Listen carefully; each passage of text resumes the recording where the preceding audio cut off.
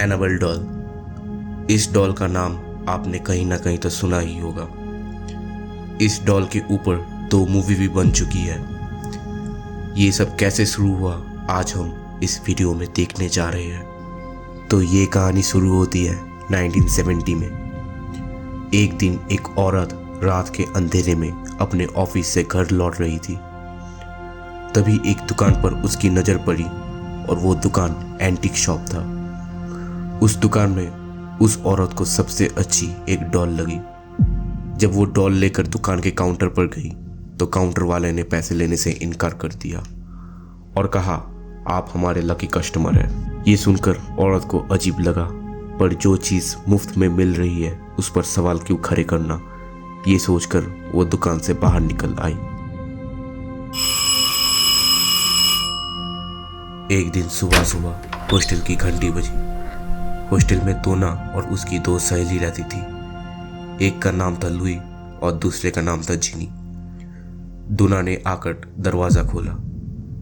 दरवाज़ा खुलते ही देखा उसके लिए एक पार्सल आया था और वो पार्सल दोना की माँ ने दिया था। ये देखकर दोना शॉक हो जाती है, क्योंकि आज तक उसकी माँ ने कभी भी उसे कुछ नहीं पार्सल किया। जब दोना ने पार्सल को खोला तो उसने देखा कि इस पार्सल में एक डॉल थी। दोना को पहली नज़र में ही पसंद आ गया, पर उसकी सहेलियों को डॉल थोड़ा अजीब सा लगा। दोना उस डॉल को रूम पर सजा कर रख देती है। एक दिन रात को लुई अपने बिस्तर पर सो रही थी। तभी उसे किसी के चलने की आवाज़ आती है।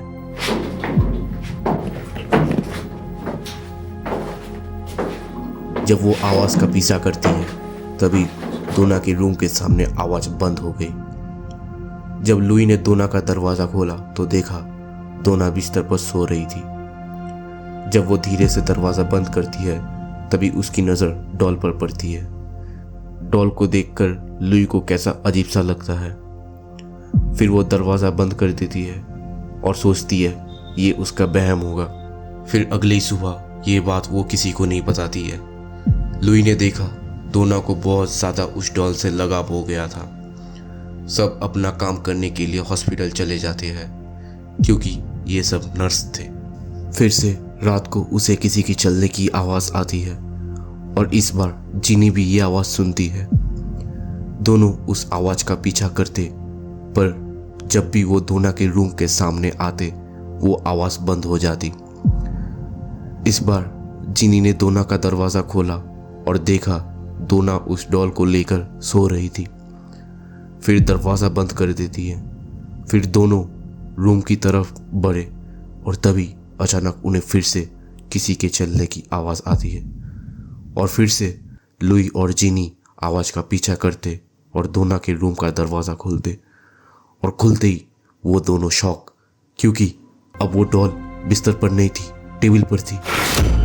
ये देखकर वो दोनों भागकर अपने रूम चले गए, पर दोनों को इतना डर लग रहा था कि दोनों ने फैसला किया रात को एक ही रूम में सोने का। फिर अगली सुबह उठकर दोनों ने सबसे पहले डोना को कहा डॉल को बाहर फेंकने के लिए। जब डोना ने पूछा क्यों, तो बताया कि इसमें एक श्रापित आत्मा है और जो कल हुआ सब कुछ डोना को बताया। डोना ये सब सुनकर हंसकर ऑफिस चली गई। उसके साथ जिनी भी चली गई। लुई ऑफिस जाने के लिए तैयार हो रही थी। लुई शावर लेने के लिए बाथरूम में घुसी। शावर लेने के बाद जब उसने बाथरूम का दरवाज़ा खोला तभी उसने देखा वो डॉल उसके टेबल पर थी। ये देखकर लुई बहुत डर जाती है, क्योंकि उस घर में लुई के अलावा और कोई नहीं था। लुई गुस्से से जाकर उस डॉल को घर के बाहर फेंक देती है। फेंकते समय लुई के पैर में मोच भी लग गई। पैर में मोच के कारण वो उस दिन ऑफिस नहीं जाती और ये बात डोना और जिनी को भी बता देती है।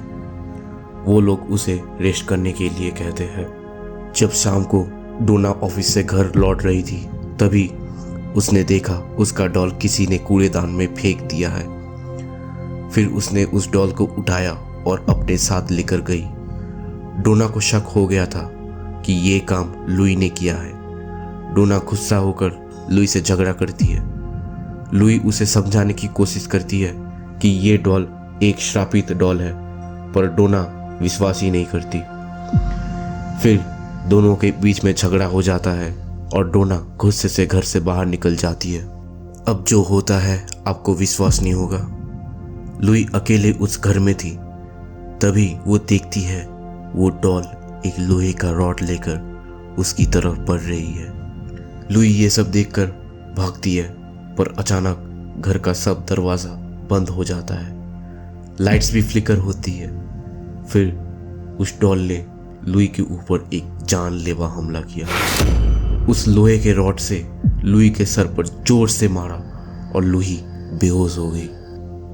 2 घंटे बाद जिनी रूम में आती है और लुई का ये हालत देखकर वो तुरंत एम्बुलेंस को बुलाती है और साथ ही साथ डोना को भी।